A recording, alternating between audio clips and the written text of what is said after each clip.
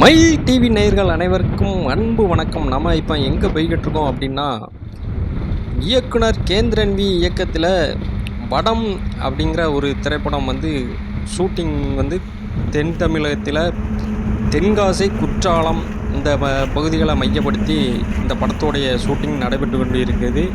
இந்த படத்தோட கதை அப்படின்னு பார்த்திங்கன்னா, சிவகங்கை, ராம்நாடு இந்த பகுதிகளை சார்ந்தது. ஆனால் ஷூட்டிங் ஸ்பாட் ஃபுல்லாகவே நம்ம தென்காசி, குற்றாலம், திருநெல்வேலி இந்த பகுதிகளை மையப்படுத்தி இந்த படத்தோடைய ஷூட்டிங் எடுத்துகிட்டு இருக்காங்க. இயக்குனருடைய முந்தைய படம் அப்படின்னு பார்த்திங்கன்னா, ஓங்காரம், ஐயன், சேதுபூமி அப்படின்னு சூப்பரான திரைப்படங்களை கொடுத்த நமது தென் மாவட்டத்தின் மண்ணின் மைந்தர் அண்ணன் கேந்திரன் வி அவர்கள் இயக்கத்தில் விரைவில் தமிழகத்தில் வெற்றி நடை போட வருகிறது வடம். வடம் திரைப்படத்தின் கதாநாயகனாக நடிகர் விமல் நடித்துள்ளார். சங்கீதா நடிகையாக அறிமுகமாகியுள்ளார். மேலும் இந்த திரைப்படத்தில் முக்கிய கதாபாத்திரங்களாக நடராஜ், அப்புறம் குட்டிப்புலி சரவணன் அப்படின்னு ஏகப்பட்ட நடிகர் பட்டாளங்கள் இந்த திரைப்படத்தில் உள்ளாங்க. சமீபத்தில் இங்கே குற்றாலம், தென்காசியில் நடந்திருக்க போது இந்த ஷூட்டிங்கை பார்க்கறதுக்காண்டி நானும் அங்கே போயிருந்தேன். என்னையும் அந்த ஷூட்டிங்கில் சினிமாவில் நடிக்க சொல்லி ஒரு சில காட்சிகள் தந்தாங்க. ஆனால் அந்த காட்சிகள் வருமா அப்படின்னு பொறுத்திருந்து தான் பார்க்கணும். அப்படி பேர்க்கச்சில தென்காசிக்கு அருகே உள்ள பைம்பொழில், என்னப்பா அது கரெக்டு தானே? பண்பொழியா வருது, பம்புலிங்காங்க, பைம்பொழிங்காங்க, பண்பொழி அப்படி தானே? ரைட்டு. அங்கே உள்ள முருகர் கோயில், திருக்கோயில் சூப்பராக இருக்கும். இயற்கை எழிலோடு அமைஞ்சிருக்கும். இந்த கோயிலில் நிறைய தமிழ் சினிமாவுடைய ஷூட்டிங்லாம் நடந்திருக்கு. ஷூட்டிங் ஸ்பாட்டில் ஒரு முக்கியமான இடம். மனதுக்கு அமைதியாகவும் இயற்கை சூழல்கள் நிறைந்து கண்ணுக்கு குளிர்ச்சியாக இருக்கும் அப்படின்னு சொன்னாங்க. நம்ம முருகப்பெருமான் குண்டிருக்கும் இடமெல்லாம் குமரன் இருப்பான் அப்படிம்பாங்க. நமக்கு முருகர் எங்கே இருந்தாலும் அவரை போய் பார்க்கறது தான் முதல் வேலை. அப்படி சொன்ன உடனே கிளம்பி போய் வழிபட்ட இடம்தான் இந்த திருமலை குமாரசுவாமி திருக்கோயில். அங்கே தான் இன்றைக்கி வந்திருக்கோம். இந்த திருக்கோயிலில் நிறையா தமிழ் சினிமாக்களோட முக்கியமான கதாபாத்திரங்கள் நடித்த முக்கியமான பாடல் காட்சிகள், அப்புறம் நிறைய வெளிமாநிலங்கள் படங்கள்லாம் இங்கே ஷூட்டிங் பண்ணியிருக்குன்னு சொன்னாங்க. அழகாக தான் இருக்குது இந்த கோயில். மிகவும் அற்புதமாக இந்த மலை அமைந்திருக்கு. பழனி மலையை விட இது கொஞ்சம் கம்மியான சிறிய மலை தான். 625 படிக்கட்டுகள் அப்படின்னாங்க. உண்மையிலே இந்த கோயிலுக்கு வந்தது மிகவும் மனசுக்கு நிறைவாகவும் மன மகிழ்ச்சியாகவும் இருந்துச்சு. இந்த கோயிலோடைய அடிவாரத்திலிருந்து கோயில் மேல் வரைக்கும் நான் உங்களுக்காண்டி மைல் டிவி சார்பாக காட்டியிருக்கோம். பார்த்து என்ஜாய் பண்ணுங்கள். இந்த கோயிலுக்கு வரணும்னு நீங்கள் நினச்சிங்கன்னா, நீங்கள் பஸ்ஸில் வரதா இருந்துன்னா தென்காசியில் இருந்து ஸ்ட்ரெயிட்டாக கோயில் அடிவாரத்துக்கே கொண்டு விடுற மாதிரி ஒரு தனியார் பேருந்து இருக்குது. எஸ்ஆர்டி அப்படிங்கிற பேருந்து இந்த ஒரு பேருந்து தென்காசியிலேருந்து ஸ்ட்ரெயிட்டாக திருமலை கோயில் அப்படின்னு போட்டிருக்கோம். இந்த ஒரு பஸ்ஸு இங்கே வருது. வேறு எதுவும் வருதா அப்படின்னு உங்களுக்கு தெரிஞ்சிருந்தால் கமெண்டில் தெரியப்படுத்துங்க. நம்ம சப்ஸ்கிரைபர்களுக்கு கொஞ்சம் உதவியாக இருக்கும். மேலும் இங்கே நம்ம காரு, பைக்கு எதில் வேணாலும் வரலாம். மேலே அடிவாரத்துலேருந்து மேலே மலை வரைக்கும் போகிறதுக்கு சாலை வசதி செஞ்சு கொடுத்துருக்காங்க.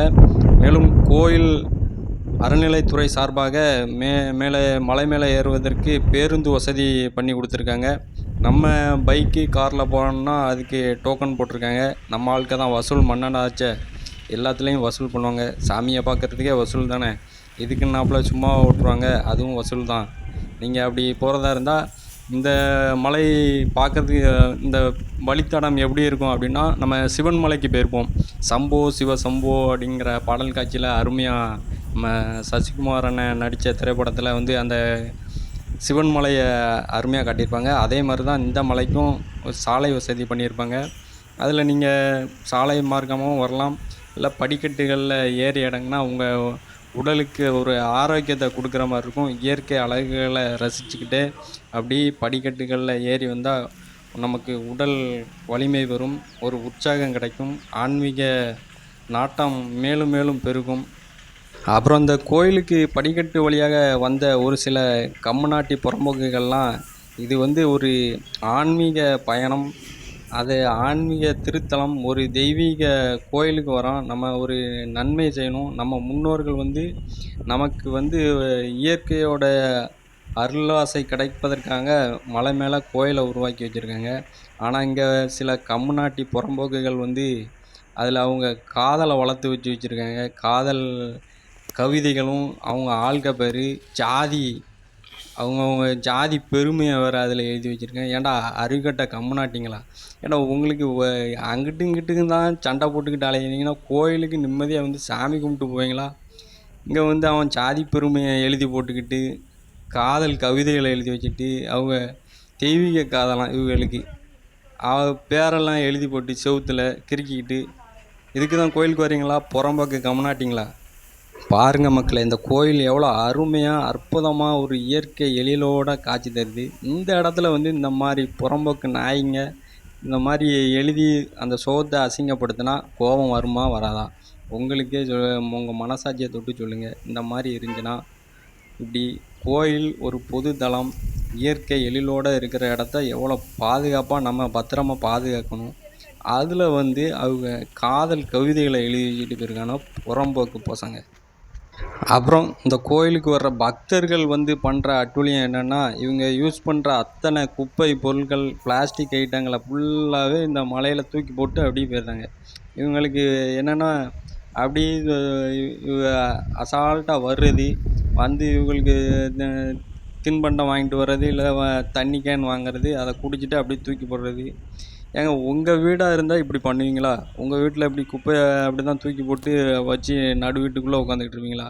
ஒரு கோயிலுக்கு வந்தோன்னா அந்த கோயில் இயற்கை எழிலோடு அமைஞ்சிருக்கு. அதை மேலும் நம்ம எப்படி சுத்தப்படுத்தணும் அப்படிங்கிறத கற்றுக்கிடணும். அதை விட்டுவிட்டு இந்த கோயில் மலையில் இருக்கிற அவ்வளோ குப்பை இயற்கையே சீரழிக்கிறது இந்த பக்தர்கள் தான். பக்தர்கள் கொஞ்சமாவது திருந்துங்க. கோயிலுக்கு வரும்போது உங்களுக்கு தேவையில்லாத பொருள் அப்படின்னா ஒரு பையில் வச்சுருந்து எங்கேயாவது டஸ்ட்பினில் கொண்டு இந்த குப்பை போடுற இடங்களில் கொண்டு போடுங்க. இந்த மலை ஃபுல்லாகவே குப்பையாக தான் கிடக்கு. இதெல்லாம் யார் தவறு? பக்தர்கள் நீங்கள் போகிறீங்கள, நீங்கள் பண்ணுற தவறு தான். தயவு செய்து இனிமேலாவது எந்த கோயிலுக்கு போனாலும் கொஞ்சமாவது நாகரிகமாக நடந்துக்கங்க. குப்பைகளை தேவையில்லை அப்படின்னா ஏதாவது டஸ்ட்பினில் போடுங்க. கண்ட இடங்களில் போட்டு இயற்கையை வந்து சீரழிக்காதீங்க. நாட்டையும் நம்ம வீட்டையும் சுத்தமாக வைக்கிறதுக்கு கொஞ்சமாவது பழகுங்க. ஏற்கனவே கோயிலில் வர்ற வருமானத்தை வச்சு சம்பாத்தியம் பண்ணி சாப்பிட்டுக்கிட்டு கோயிலை எப்படி அழிக்கலாம், கடவுள் இல்லை அப்படின்னு சொல்லிக்கிட்டு ஒரு கும்பல் சுற்றிக்கிட்டு இருக்கு. ஆனால் நீங்கள் அவங்களுக்கு துணை போகிற மாதிரியே பண்ணிக்கிட்டு இருக்கீங்க. அதெல்லாம் நிப்பாட்டிட்டு கோயிலை வந்து மேலும் மேலும் நம்ம வருங்கால சந்ததிகளுக்கு இந்த நன்மைகளெல்லாம் விட்டு செல்கிற மாதிரி ஒரு நல்ல காரியங்களை பண்ண கற்றுக்கோங்க. குப்பைகளெல்லாம் அகற்றைக்கு வழி பாருங்கள். கோயிலுக்கு போனால் சுத்தமான முறையில் உங்களுக்கு தேவையில்லாத பொருட்களை போகும்போதே கோயிலுக்கு போகும்போதே ஒரு பையை கையிலே வச்சுக்கோங்க. தேவையில்லாத பொருளை அதை போட்டு இல்லை டஸ்ட்பின் அங்கங்கே இருக்கும், அந்த குப்பை போடுற இடங்களில் அந்த குப்பைகளை கொண்டு போடுங்க. இயற்கை வளங்களை பாதுகாக்க பாருங்கள். திருமலை முத்துக்குமாரசாமி திருக்கோயில் ஒரு மனதுக்கு வந்து ஒரு இன்பத்தை கொடுக்கு. இந்த மலை உச்சி மேலே அகத்தியரால் அருளப்பட்ட ஒரு தெப்ப குளம் ஒன்று இருக்குது. இந்த தெப்ப குளத்தில் தினசரி ஒரு தாமரை மலர் மலர்வதாகவும் அந்த மலரை பூஜை செய்யும்போது முருகனுக்கு சூட்டப்படுவதாகவும் முன்னோர்கள் செவிவழி செய்திகளில் கேள்விப்பட்டிருக்கேன். இங்கே முருகருக்கு பதிலாக வேல் இருந்ததாகவும் பின்பு முருகர் சிலை வடிவமைக்கப்பட்டதாகவும் தகவல் சொன்னாங்க. உண்மையா என்பது உங்களுக்கு தெரிஞ்சிருந்தால் கமெண்டில் தெரிவிங்க, நானும் தெரிஞ்சுக்கிறேன். எனக்கு தெரிஞ்ச விவரங்கள் நான் சொல்லிட்டேன். அப்புறம் இந்த கோயிலில் முருகனை தரிசனம் பண்ணிவிட்டு அப்படியே வெளியில் வந்தீங்கன்னா அங்கேருந்து கோயில் அந்த நிலைவாசல் பகுதியிலேருந்து பார்த்தீங்கன்னா அடவி நயினார் டேம் வந்து அற்புதமாக காட்சியளிக்கும். அடவி நயினார் டேமு இயற்கை எழிலோட தென்னந்தோப்புகள், மலைகள் அருமையான அற்புதமான காட்சி அளிக்கிறது. அதற்கு மிகவும் மகிழ்ச்சி அளிக்கிறது. அப்புறம் அந்த கோயிலில் வந்து சிற்ப கலைகள் சிலைகள்லாம் அருமையாக பண்ணியிருக்காங்க. 2 மயில்கள் இருக்குது. நம்ம சேனலோடைய லோகோவாக அங்கே அந்த மயில்கள் 2 மயில்கள் அங்கும் இங்கும் இருக்கிறது மனசுக்கு மேலும் எனக்கு மகிழ்ச்சி ஊட்டுச்சு. இந்த கோயிலுக்கு நீங்கள் இதுக்கு முன்னாடி போயிருந்தீங்கன்னா உங்களுடைய அனுபவங்கள், இங்கு நடந்த உங்களுக்கு பிடிச்சமான தகவல்களை நமக்கு கமெண்டில் தெரிவிங்க. மேலும் இந்த வீடியோவை உங்கள் நண்பர்களுக்கு ஷேர் பண்ணி விடுங்க. பிடிச்சிருந்தா லைக் பட்டனை தட்டி விடுங்க. இயற்கையை வாழ வைத்து நாமும் வாழ்வோம். வாழ்க பல்லாண்டு.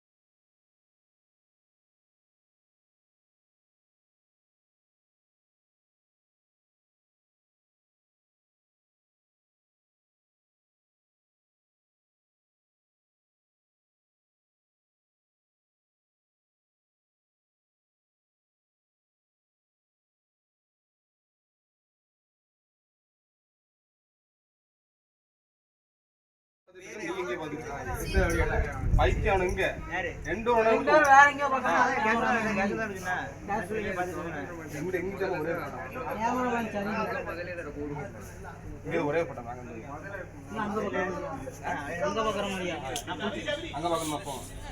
கேமரா ஃபுல்லா எடுக்காத இது வரை எடு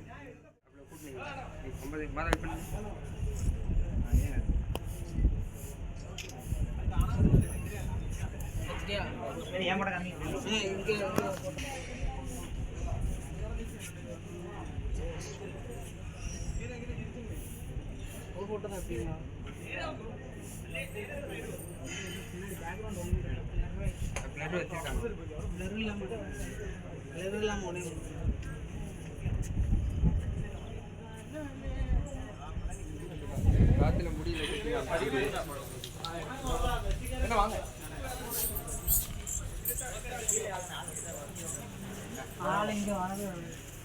உட்காருங்க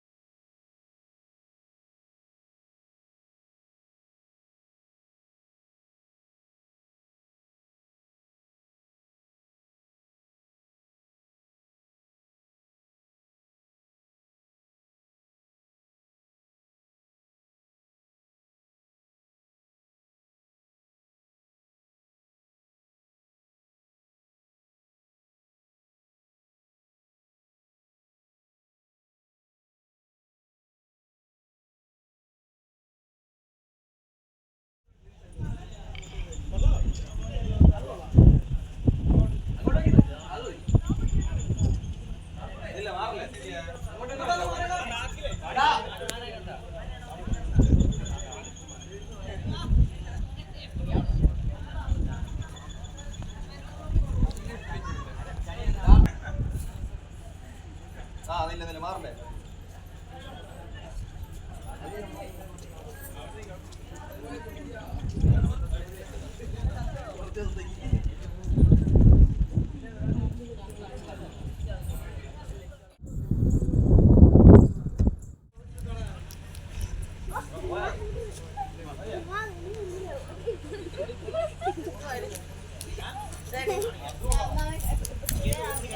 வண்டிக்கு